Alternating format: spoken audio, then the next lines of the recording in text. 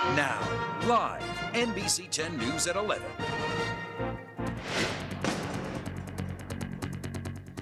We begin tonight with a developing story. Mysterious fumes have sickened at least 7 people in an exclusive housing development.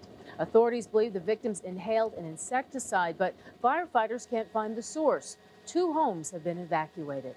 Well, here's where this is all happening, on Windsor Drive in Lower Providence Township, Montgomery County.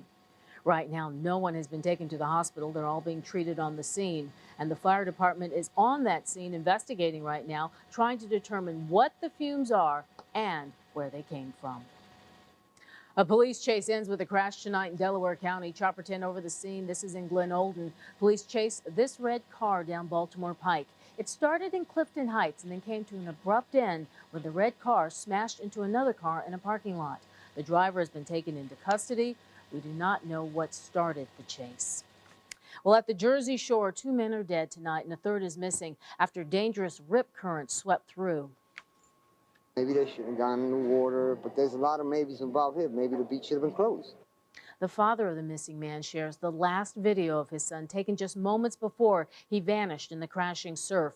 He is presumed dead, along with 2 others swept away by fierce rip currents. Tonight we have live team coverage. Doug Schimel is live in Wildwood with what happens when the lifeguards leave. And NBC 10 Chief Meteorologist Glenn Hurricane Schwartz is in the Weather Center. We're going to begin, though, tonight with Doug. Doug? And it almost seems to be a time-honored tradition that as soon as the lifeguards leave, everybody goes hurtling into the surf. And in calmer seas, it wouldn't necessarily be that big an issue. But in the wake of this past weekend's tragedy, people have actually become just a little bit more cautious. It's the ritual that ends the beach day when the lifeguards whistle everyone out at 5:30 and the chairs go up. And the Smith family from Virginia is done. If it were calmer, would you guys hang out past when the lifeguards pull in at 5:30, or sometimes you stay out a little late after they A little bit later after to go by home, yeah. But not today. Not today. Ben Kellett made a beeline for the churning surf. You started to go out into the water, and what happened? My dad whistled me in. Why? I don't know, because, Lifeguards are gone? yeah. When the lifeguards came off duty at 5:30, we did pull the kids back in. It's kind of hard, I know. Some of them like to keep going back in. People continued to wade out into the waves, even after 3 friends from Philadelphia were swept away by a powerful riptide in Wildwood Saturday night, just minutes after this home video was shot. 36-year-old Ishmael Lopez drowned, and his 28-year-old brother-in-law, Juan Moore, is missing. Juan's brother David and his father, John, wanted to come to the place where Juan disappeared. My son is missing. He's not dead. I'm thinking he might be washed up somewhere, hurt, injured. I don't know that. The angry surf caused by a tropical storm near Bermuda triggered riptide warnings on New Jersey beaches over the weekend. Do not enter the water unless lifeguards are on duty. It is extremely dangerous. It's deceptive. It's just a tragedy what happened. There's nobody at fault, you know. Maybe they shouldn't have gone in the water, but there's a lot of maybes involved here. Maybe the beach should have been closed. Well, with more on just how much longer the South Jersey coast will take a beating from these riptides, let's go to my colleague Glenn Hurricane Schwartz in the Earthwatch Weather Center. Glenn. All right, thanks, Doug. Well, it took several days for the waves to go up. It's going to take several days for them to all go down, but at least it is starting to go down. It's all related to Bertha, still out there, still spinning around. The wind's still 70 miles an hour, creating waves and big waves, and those waves propagate out from the center in all directions, and one of those directions would be the Jersey Shore and the Delaware beaches, and that helps to create those rip currents that cause all those problems. Now, what happens when the storm is near you? Well, check out the scene from Bermuda. Tropical storm Bertha just off the coast there. Seas were rough. Boaters made sure everything was tied down tight. The winds rose to 70 miles an hour, just below hurricane strength. Schools were closed, so was the airport, and no one was allowed on the beaches. Certainly not a great time for that Bermuda vacation, especially considering the Bertha is not moving very fast, so the winds stay up there for an extended period of time. I'll talk more about our weather and heat wave number 3 with the 7-day forecast in just a few minutes. All right, thank you, Glenn. Bonnie pleads guilty. Former Drexel student Jocelyn Kirsch is one half of the duo dubbed Bonnie and Clyde, who stole thousands in an ID theft scam. Well, Kirsch faces as much as 7 years in prison.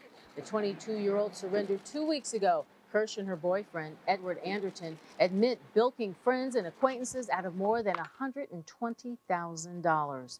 Prosecutors say they used the money to finance a lavish lifestyle, which included luxury vacations, expensive clothing, and salon visits. She is facing a maximum penalty of 69 years in jail and a potential guideline sentence of more like 6 or 7 years in jail. She knows she's damaged her life. You're talking about a girl that should be graduating college right now. She's 22 years old, and she's looking at years in prison. Kirsch will be sentenced in October. Anderton has also pleaded guilty.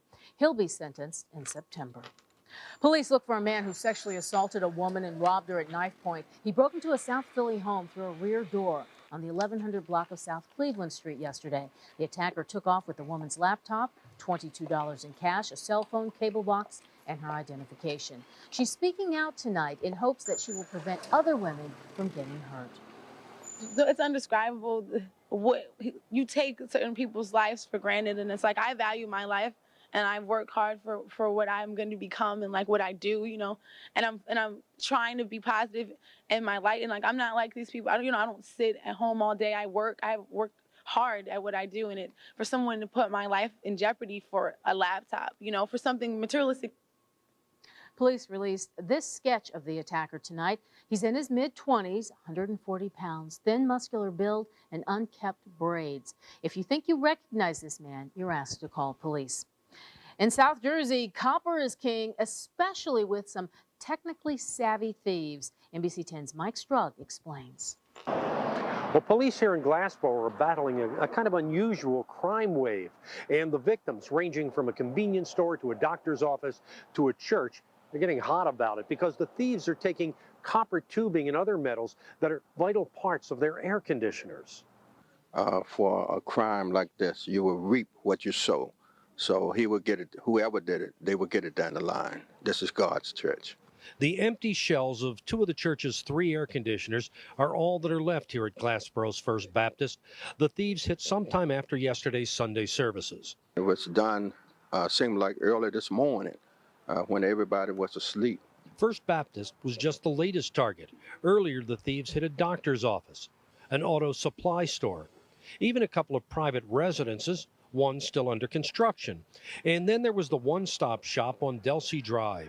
Hitesh Patel discovered the problem last Tuesday when he found he couldn't turn on one of his air conditioners. When I came outside, I see all the stuff mess up everything here. There's nothing left in there. Nothing left because the compressor is gone, the pipe, wiring is cut, that pipe is gone too. And all the piping is gone and nothing left but the insulation? Nothing left except the insulation, no. Apparently at the heart of this crime wave is the rising value of copper. In 2000, it was worth under $1 a pound. Now it's going for almost $4 a pound. I think it's worthwhile. That's why they are doing like this stuff, yeah. A half a dozen different places have been left without air conditioners as a result of those thefts in recent days. Police are hoping that someone comes up with a hot tip that leads to the thieves. In Glassboro, I'm Mike Strug, NBC 10 News.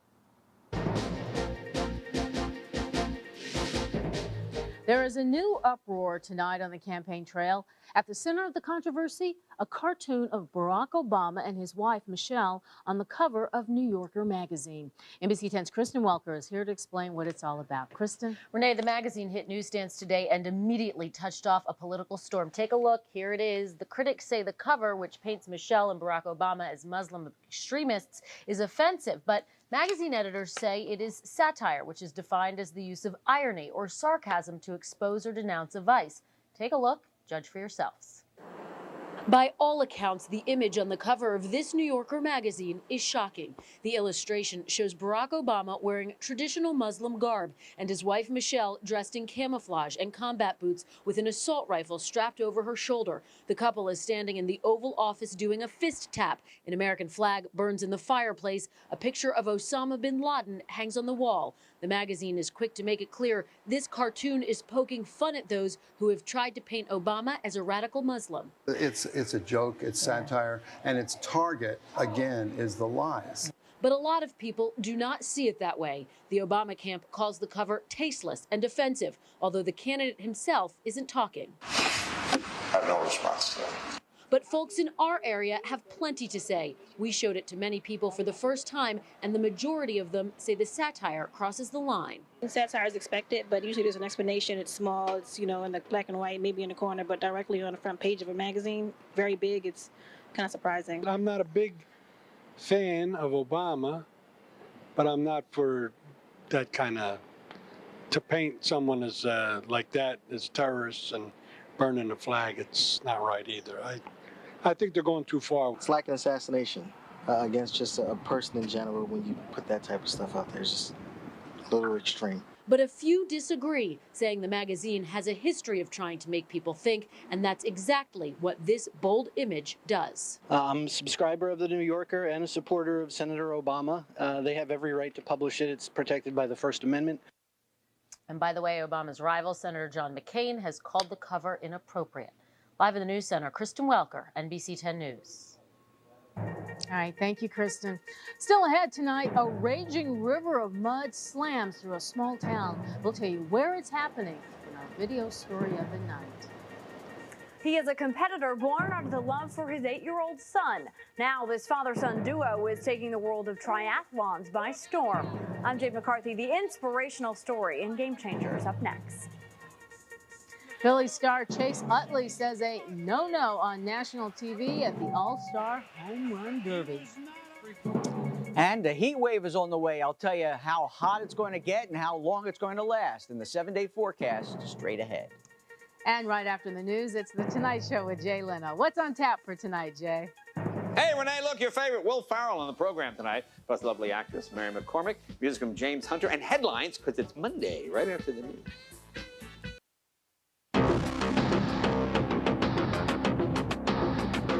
And now to our video story of the night. Take a look at this. A raging river of mud and debris racing through the town of Independence, California. This area was hard hit by wildfires last year. So when the heavy storms hit over the weekend, well, there was little vegetation to prevent this mud flow. In some places, the muck is 300 yards wide and 3 feet deep. And now the latest on the national mortgage crisis. It sounds like something out of the Christmas movie classic, It's a Wonderful Life. Worried customers flood a California bank demanding their money. Now on Friday, the government took control of IndyMac. Today, customers lined up outside its branches trying to withdraw their money or get answers about the fate of their funds. The government insures accounts up to $100,000 for individuals and $250,000 for most retirement accounts. The problem is for people who have larger bank accounts. They're only getting 50 cents for every dollar above $100,000. I'm never going to put anything over $100,000 again. Never. Other banks may also be in trouble, but the government has signaled that it will jump in to reassure investors and depositors. Just last weekend, the Federal Reserve took action to shore up mortgage giants Freddie Mac and Fannie Mae. The Treasury is asking Congress to increase their line of credit, making more money available if needed. Well, members of Congress want to tie the Fannie Mae and Freddie Mac bailout to a plan to help thousands of people who are facing foreclosure. The Foreclosure Aid Plan had been facing a tough time in Congress, but Democratic leaders say adding it to the mortgage bailout bill will help get it passed. It is expected to hit the president's desk sometime next week. A triathlon is an individual goal to run, swim, and bike. Each event a test of a person's endurance. But for this week's Game Changer, the inspiration to compete in last month's Philadelphia Triathlon comes from another person, a person he is not willing to leave behind. NBC 10's Jade McCarthy is here now with the story of a father-son team. Hi, Jade. Hi, Renee. Well, each event of a triathlon, running, swimming, and biking, reminds so many of us of childhood afternoons in the neighborhood, at the park, always with friends. Yet they are joyful times that 8-year-old Brandon Kukowski cannot enjoy, at least not on his own. His father is changing all that because together, Ted and Brandon Kukowski are a team. Brandon was born with schizencephaly. The condition is similar to cerebral palsy in a way. Princess, Brandon, kiss. Easy. I mean, his brain did not develop in utero. Brandon, you want to play Frisbee with Princess? Brandon's going to throw. We found that doing things that the normal kids would do has been really positive and stimulating for him. Does it make you happy? We're just happy with like the little things. We're happy he can smile, he can giggle. Brandon, do you want to go for a run? Do you want to go in your racing wheelchair? Let's go. When Brandon was an infant, I took him out on a few runs in a baby jogger, and I found that he seemed to be really soothed by running. What's going on, Brandon? Like the wind in your face? As time went on, we started running a little more. People always told me, oh, maybe you should try competing in a full marathon. And I said, no way, I'm not built for that. It's not for me. You ready to go on your boat? We've competed in 3 half marathons and I think 11 triathlons now. And we're just having a blast with it. My only intention was I just wanted to go out with my son and have a good time and spend quality time with him. You good? I'm just really humbled and honored that it does have a positive effect on other people. To compete in one of these events itself is, it gives you quite an adrenaline rush. All right. To see the positive effect that it has on my son, it's absolutely amazing. I think Brandon's actually feeling that he's actually out competing in the race himself. His cognition like improved so much, and when he went to school, even the therapists everywhere were like, oh my God, he's like a totally different kid. Brandon! You know, people are always talking to him while we're on the run. Here we go. The best part of the run is obviously when we get towards the finish. That is Ted Kukowski. And there's usually a large crowd there cheering us on, and that really stimulates Brandon. It means a lot to him. He swam with his son, he biked with his son, and he's finishing with his son. We don't know what tomorrow brings for us. Congratulations. I don't know you, but you're my hero right now. Oh, thanks. Nice to meet you. Thank you. That's awesome. My biggest goal is to keep him happy and allow him the opportunity to enjoy life, while we're blessed with him here. Well, Ted and Brandon will continue to inspire others around them as they share in childhood joys together. This Sunday, they will compete in the New York City Triathlon. If you know someone who is amazing others by changing the game, let us know. Go to NBC10.com, click on sports, and look for Game Changers. I'm Jade McCarthy, NBC 10 Sports. Wow, what a story. Well, it's weather time, and we have some nice, comfortable weather. Not going to last too long. 83 degrees for the high today. The temperature kept down because of the clouds. 68 for the low. It's in the upper 60s, some areas north and west, which is nice and comfortable for this time of the night at this time of the year. Look at the ocean temperatures climbing. 68 degrees in Cape May, right on the ocean compared to the 50s last week. Told you it was going to warm up. There it goes. There's the line of clouds, some showers that we got earlier today, but look how dry it is back 1,000 miles or more. So no problem with the clearing skies tonight in New Jersey. Comfortable 66 for the low in the city, 59 in the suburbs. The dry air, courtesy of the high pressure, west winds coming in. It's not going to bring cooler weather. It's bringing less humid weather. And then the heat starts to build up. More and more of those southwest winds, and those temperatures are going to keep climbing. We're not talking about necessarily upper 90s like we saw with our first heat wave in early June, but certainly the low 90s, maybe even mid 90s before this is done with. And this could be a more extended heat wave, maybe a little bit of a break over the weekend, and then we could see more later next week, as you'll see in just a minute. Bertha is still a tropical storm starting to move away from Bermuda, but it may become a hurricane again, and it's still going to stay on the map for the rest of the week and into the weekend, at least according to the National Hurricane Center. That's pretty amazing for so early in the season. Sunny and warmer tomorrow, high temperatures in the mid to upper 80s, but the humidity not too bad. And at the shore, if you want to escape the heat, great place, great weather for an entire week. If you have vacation this week, you are lucky.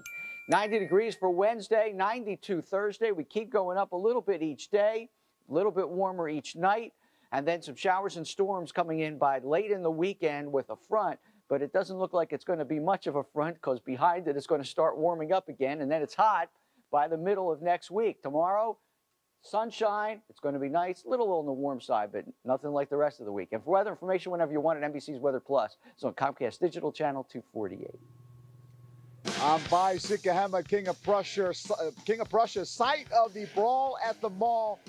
No more boxing, but John Clark and I, we're fighting for our lives. Nonetheless, we'll tell you about it. Tennis, anyone, coming up in sports. The Ford F-Series has stood by the American worker for 60 years. It's the truck that helped build this country. And we're proud to build the trucks America still counts on every day. So to help you get the F-150 or Super Duty you need, we're standing by you again with employee pricing. Now you pay what I pay. Just when you need it most, our best offer of the year. And a great time to drive one.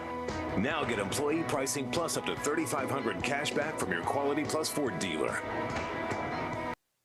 All right, by Sikahema, King of Prussia, site of World Team Tennis, NBC 10, a proud sponsor.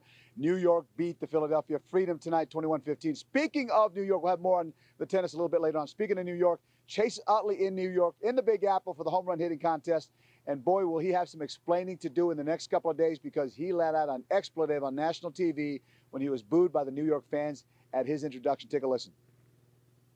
From the Philadelphia Phillies, Chase Utley.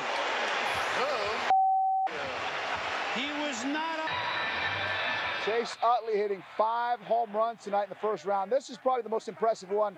That one reached the upper deck, but he did not make it out of the first round. How about Josh Hamilton of the Texas Rangers? What a monster night he had. He hit 28 home runs, but did not win the home run hitting contest. All right, football. Donovan McNabb has pronounced himself well and healthy, ready to go, despite having tendonitis in his shoulders in the offseason. He's ready to go to training camp. And Brett Favre, how about him? Says he wants his release from the Green Bay Packers immediately because he says he was never committed to retiring, but the Packers pressured him into it because they wanted to go with Aaron Rodgers as their quarterback. So we will see if this happens because the Packers say, no, we're not going to release you. If you're going to come back, you're going to come back as a backup. He does not want to do that. All right, World Team Tennis. Let's not worry about that. We've already told you we're going to show you some world-class tennis. Here it is. John Clark and I taking on legendary John McEnroe. There he is, and he's about to serve one up to Clarkie. Clarkie hits it wide. All right, my turn to serve, and I'm serving to Michael Barkan of Comcast. Look at that nice form. Yes, it's in. Barkan hits it wide. Despite that, we lose, but of course, John McEnroe's on the other side of the net, so hey, what can you do? All right, that's sports. We'll have much more tomorrow. Bye, Sikahema, King of Prussia. Back to you guys in studio. Vi, talking about nice form. I haven't had a chance to talk to you, but I was at your fight on Saturday, as Glenn was. We are so proud of you. You were amazing. Oh, hey, bless your heart. We're glad it's over. My wife said, as you know, Renee, my wife says you're done boxing, so I'm done. Good. Exactly. Oh, I'm so happy to hear that. All right. We'll see you later. Thanks, Vi. All right. We'll be right back.